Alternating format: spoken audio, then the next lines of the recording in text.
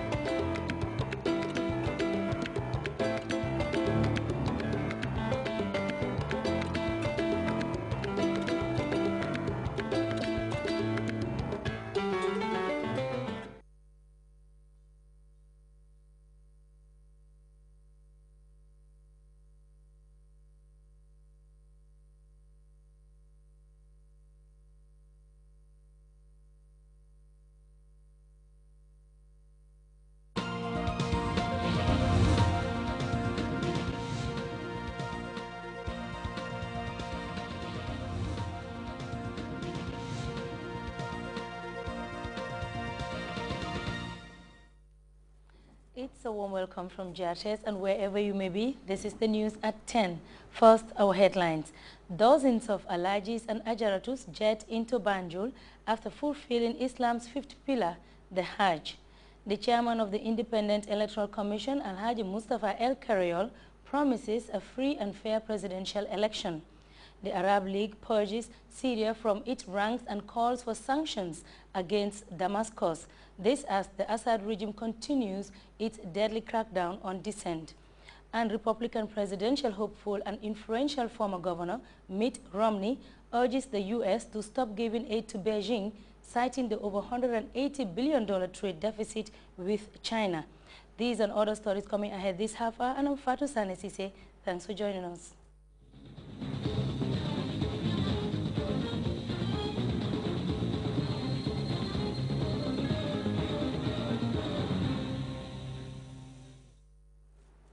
Once again, welcome to the news.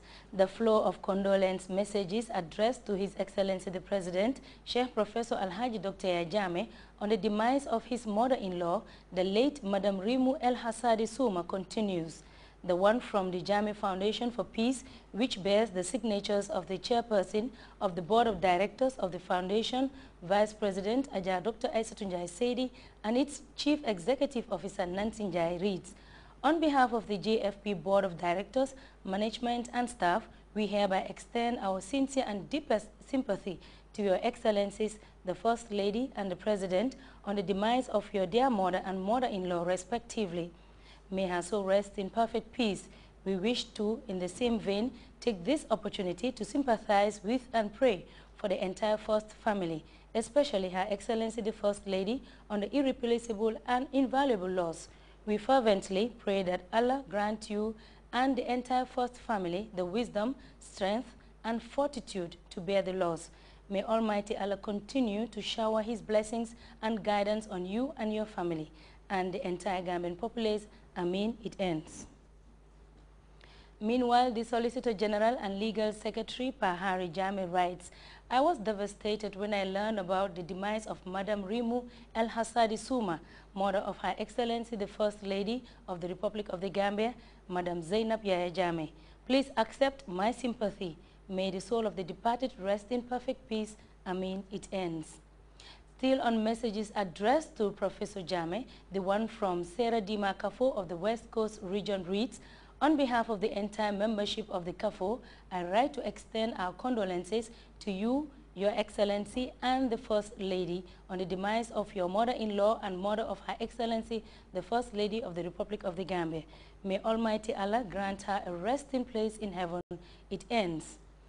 The family of Ibrahim Solondur of Tujereng Village, Combo South, has also commiserated with the President and family on the demise of the late Madam Rimu El Hassadi Suma, and it reads, Mr. President, the Ndur family send their condolences to you and your family. We were saddened by news of the death of your beloved mother-in-law. Please accept our sympathy. It concludes. Mr. Janko Samusa is hereby requested to report to Banjul with immediately and start mobilizing of the youths the way he normally does it ahead of the commencement of the tour by the APRC team, which will kick off tomorrow, Sunday 13 November 2011. A media release is urging Mr. Samusa to start making the necessary arrangements and inform the Bureau as to where the youths are to be picked. The chairman of the Independent Electoral Commission has used the opportunity provided by the opening of a two-day train-the-trainer workshop on the election process to restate the Commission's commitment to conduct a credible election. Grts' Abukar Dabo was among Alhaji Mustafa Keral's audience, and he now tells us more. Fourth presidential elections loom ever larger. The body tasked with elections and electioneering affairs in the country, the Independent Electoral Commission, is not resting on its laurels to mark the challenges of making this election the most democratic in the region. The Commission's most recent effort is the training of assistant returning officers, political party representatives, police commissioners, regional and liaison officers from across the country on internationally accepted rules, tenets and practices regarding elections conducting. Numbering over 182, these trainees are expected to embark on the training of 4,400 presiding and assistant presiding officers and polling and assistant polling officers across the country, starting on the 19th of this month. The Chief Electoral Officer IEC, Robert Anthony Secker, wasted no time to state that this training is just to refresh and catch up with the recent developments surrounding elections, since most of them are experienced when it comes to elections. He, however, discouraged complacency as a guarantee for efficiency, saying that there is no room for error, for the slightest error can be disastrous. When I joined the Commission, I came in with an attitude to learn. I was willing to make mistakes and to learn from my mistakes. That's positive. But in elections, there is no opportunity for that. It's on the spot. There is no room for error. One single token, and you could cause us all a lot of problems. There is no room for second chance. Nobody is going to be given a second chance because we will all not be given a second chance. The chairman of the IAC, Alhaji Mustafa El Keriol, in a well-contained keynote address, harped on the significance of elections as an internationally recognized determinant to gauge the vibrancy of any democracy. He assertively pointed out integrity as the IAC's guiding principle and mantra, adding that so far as they exist, nothing will derail them from holding a free and fair election. The IEC will ever concentrate on conducting free and fair elections. This, I believe, we will ever achieve by upholding governing principles such as respect for principles of electoral democracy, ethical conduct, accuracy, and transparency. Please note that these governing principles guarantee free and fair election as essential conditions for election uprightness. A free elections, on one hand, depends on freedom of speech, assembly, association, and movement, and freedom from fear. A fair election, on the other hand, depends on transparent electoral process, equitable electoral legislation and system, equal opportunities for all participants. Chairman Kerel admonished the assistant returning officers to take the training seriously and employ all seriousness to get the best out of the exercise.